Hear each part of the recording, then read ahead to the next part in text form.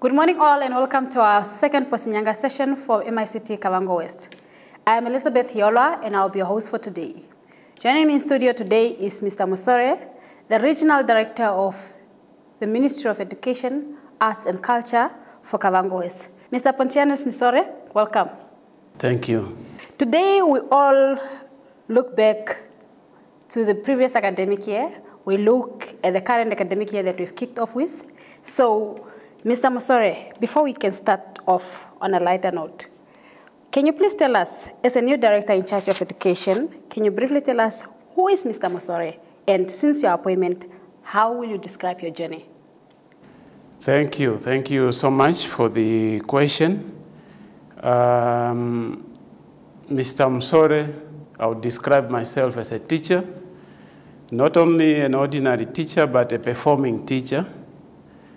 In brief, I've been in education for the entire career. I was a teacher at 3 different schools, starting with junior primary. I taught at senior primary level and then at senior secondary school. I was also a principal at 3 different schools, starting with a small primary school with roughly around 7 staff members. Then I was later transferred to a combined school with about 24 staff members with a hostel.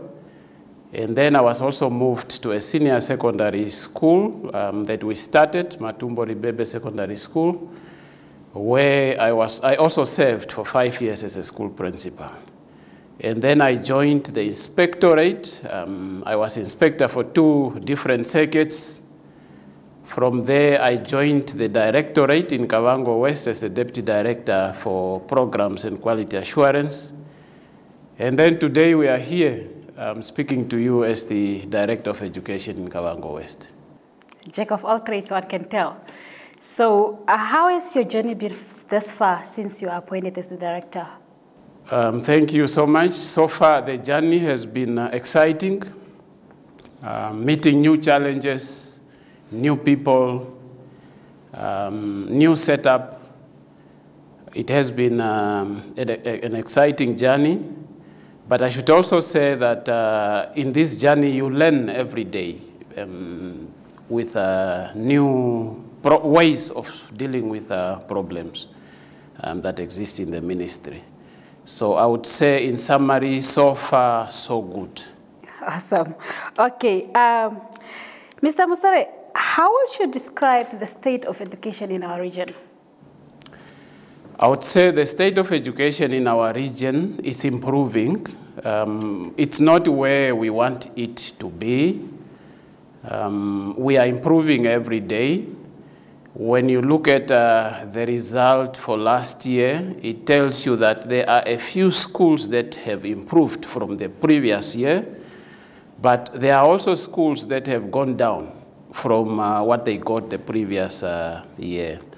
So it's up and down in some schools, whereas some schools are consistently going up. We are looking forward. The whole idea is we want to have what I call good schools. And these are schools that focuses on teaching and learning in whatever activities that they do in their school.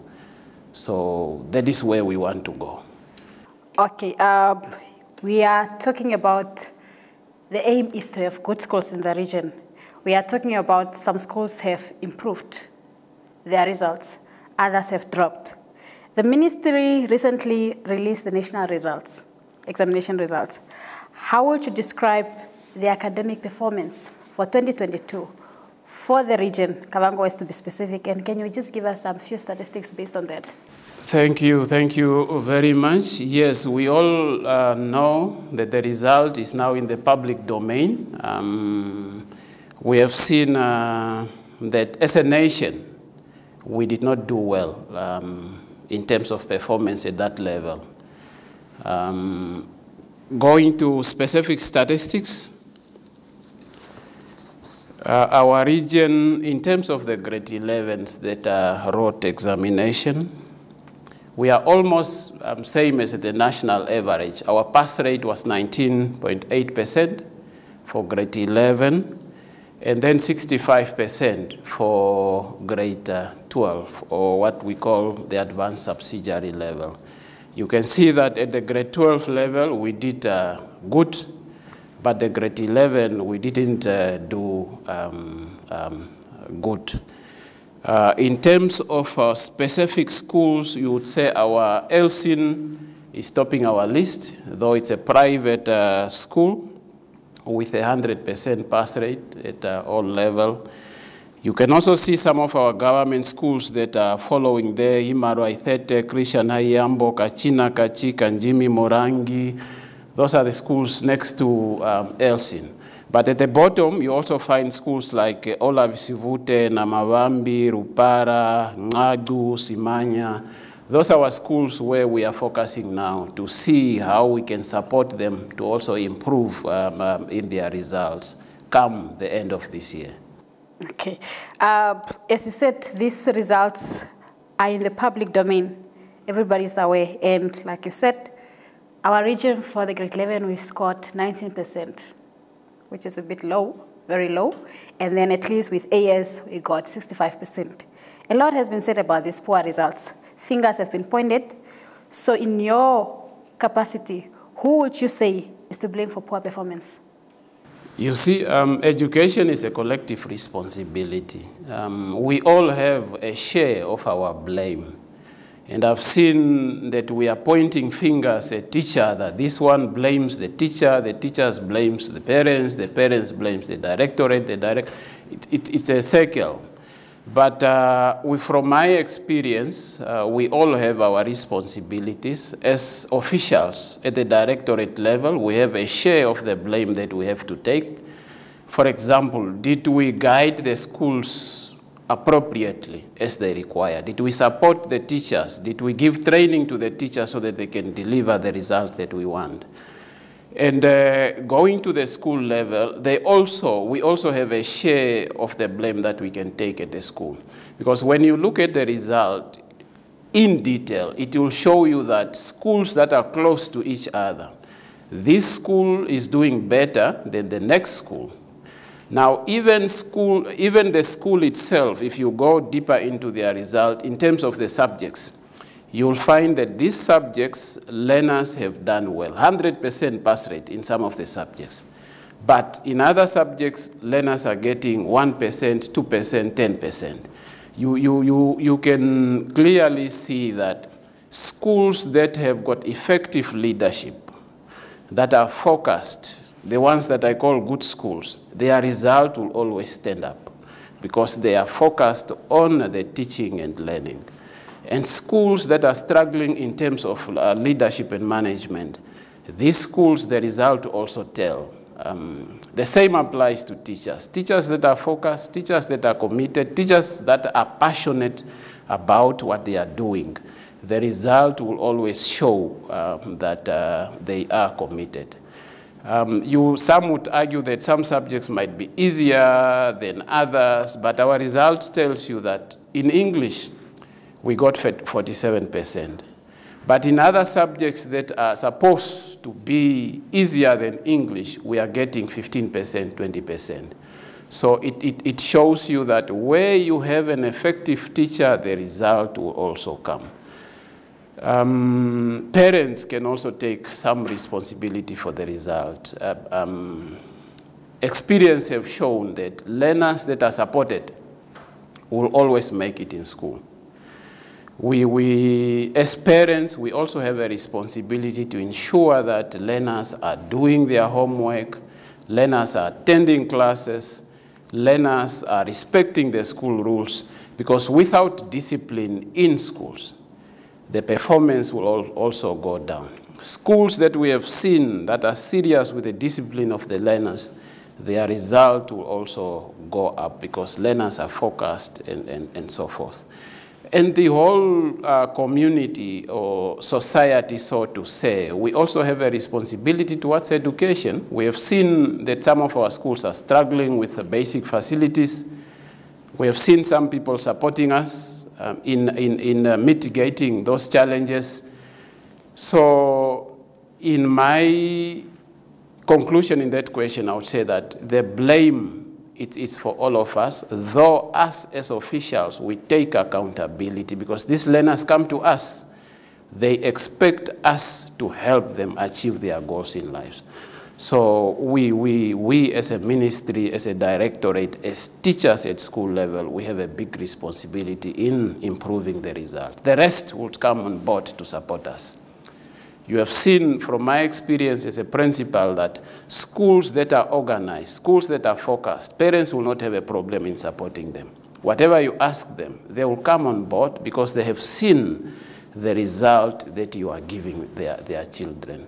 But schools that year in and year out do not perform, parents become reluctant in supporting those schools because it's like a waste of resources. They are not seeing the value for the money or whatever support that they are giving to the schools. So that's my answer to that question. So everybody has a chunk to bite from the pie of blameworthiness. Okay, so what are some of the challenges that the region is currently facing in the aspect of education sector? And what are the possible interventions that could mitigate these challenges? Thank you. We have a number of challenges that we are facing as a directorate. Among them is infrastructure. I know you have also been in some of our schools. We lack classrooms, we lack ablution facilities, we lack science laboratories in some schools, libraries and so forth. We have some, but all we are saying it is not enough in terms of the classrooms and the other infrastructures that are needed in schools. The other challenge that you might also be aware of is the issue of furniture also in some of the schools. We are facing a shortage in furniture, though the directorate has a plan in mitigating that. Maybe I should come there or come back later to that plan. We also have another challenge in terms of the culture in our school. And that's what we are working on. That's the first item that we started working on. The culture that some of our schools have. We want to instill positive school culture, a culture where everybody comes excited to help the learners are happy to be in that school. So that is the easiest you can deal with as a leader in that environment, in that school. Basically, we have also in some schools shortage of textbooks, though the ministry is buying textbooks, but they are not sufficient for all our learners. We have a few schools still that have got challenges with water. We go to some of the schools to ferry water to the learners because in the whole community there maybe there's no source of water, or some in rural areas there are boreholes become dysfunctional, so we are forced to deliver water to those schools.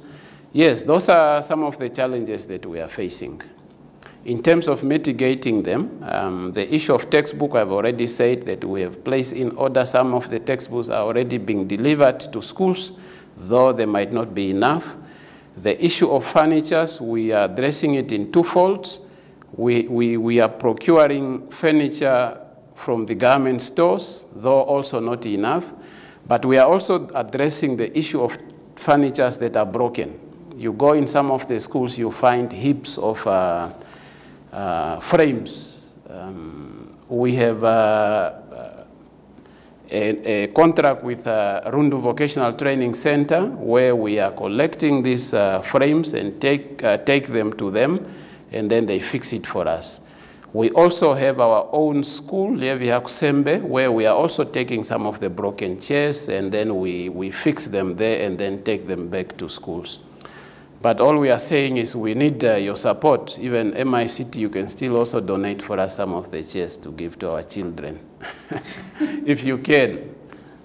Mr. Musore, we spoke about challenges, and clearly what we've discovered from these challenges like what the facilities, the culture, the textbooks and all. Could this gap of some schools not having facilities, not having access or not having this support, could this gap perhaps be the reason why there's a gap also between results, say for instance between Elsin Kurankuru or Imara Ithete and a school like maybe Olavisiwote, like you said? Could this maybe be the reason why there's such a gap also in the performance of learners? Yes, it could be that the reason for the gap in terms of performance, but not necessarily the main reason. Because if you look at the list that I've just read, some of the schools are in the neighborhood. In fact, some of the schools that are at the bottom have got some of these basic facilities, but the result is not there. So partly you could say that lack of facilities contribute to poor result, of course, but the result have also proven to us that where there is a team that is committed, they can also give you result, despite the challenges that they are going through. Okay. The other issue also from the challenges, you said that you have a contract with VTC to fix all these chairs that are broken in the desk. And then you mentioned that this Levi Hakusembe.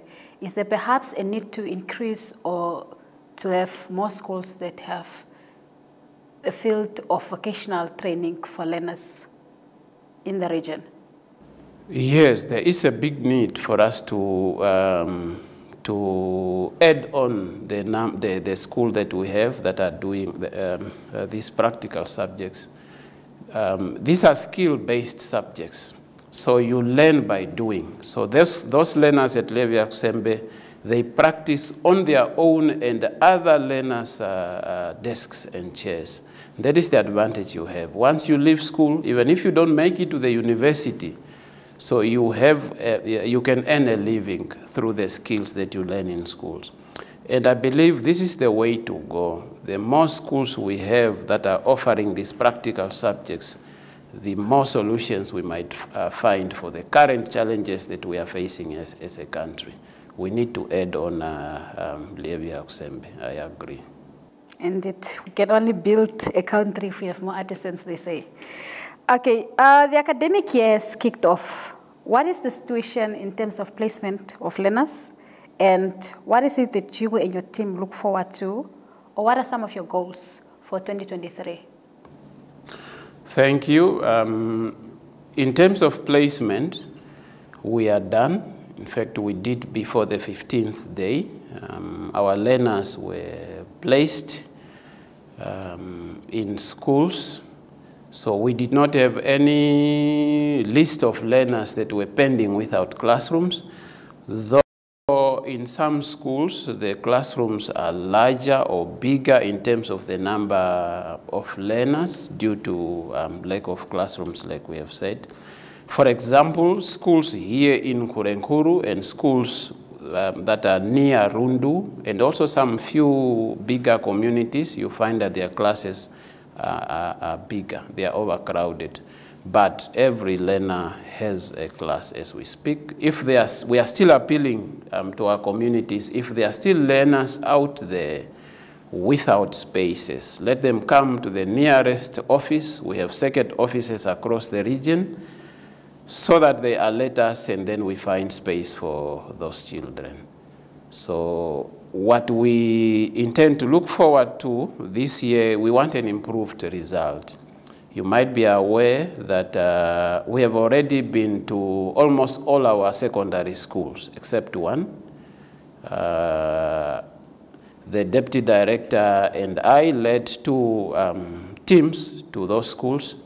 We performed what we call performance dialogue, bringing all our staff members in one room, looking at the analysis of their results from the entry grade in that school to the last grade, talking to individual teachers, sharing with us what are their challenges, what are their successes, and then we advise them based on what they present to us. So we have done our performance dialogue with all our schools. There's only one school that we still have to finish. But what is coming out is clear. It's clear that in some schools, I should say that the performance of learners is based on what you do every day in the school. The activities that the learners are doing, the tests that the learners are writing. How serious are your lessons in the school? That is the difference now between performing school and non-performing school. In performing school, if you look at the basic things that you check, okay, show me the number of tests that we have given in the previous year. You'll see that some of them have given 3 for the whole year. But in the same school, you'll find one teacher that have given 20. Now you can see that the one that have given 20, the result is up the 80%, 90%. But the one with 3, you also expect that the result will also be around there. So those are things that we are finding in our schools. We are encouraging the management at school level to do monitoring. There's no point for you to plan and then you sit, hoping that they are doing what we have planned. So what we are encouraging is regular monitoring by management, by our inspectors at the circuits, and even ourselves. So we need to go back and see what we have agreed with the school, is it being implemented or not. So we will put up one action plan for the whole region, but so far our schools have also their own action plans. Okay, finally, what is your message to the stakeholders in education? You've mentioned earlier when we said who are we pointing fingers at for the poor results. You say that it's a pie that everybody has a piece from to take responsibility. Thank you so much. Our message to the stakeholder is that, maybe just to emphasize what I said earlier on, education is a collective responsibility. It's the main thing, if it's not the only thing. It's from education where we get different human resources that are supposed to serve and help develop our country. Therefore, we need everybody to come on board. We have also seen the tendency of when the results come, everyone suddenly have an interest, and then we talk and we talk. You also invite us, but throughout the year, we go back and into our comfort zones, and we wait again when the result will come, then we start talking. So we want consistency in terms of us talking about education. That's one. We also want support. Our parents must do what they are supposed to be doing, encouraging our kids to go to school, assisting the children to get ready for school, attending parents' meeting, making contributions when they are required to do so by schools.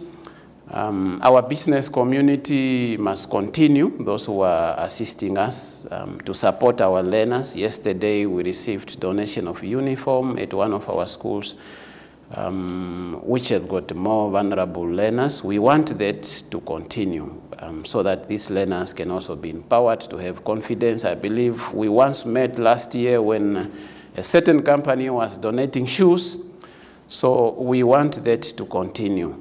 We also want those who can support us in terms of our infrastructure. We have also seen assistance coming through that. That's what we expect from our stakeholders. But apart from that, also ideas. When we have our stakeholder engagement, very soon we'll have our stakeholder engagement. One will take place around Rundu area there, and then one will be here in Kurenkuru, where we'll invite different stakeholders. We present what we have discussed here to the stakeholders. We want their input because education is very important, if not the main thing for all of us. Thank you. All right. This brings us to the end of our Posinyanga session. Mr. Musore, thank you very much for joining us in studio today. It was a pleasure having you. Thank you. Thank you. Thank you so much.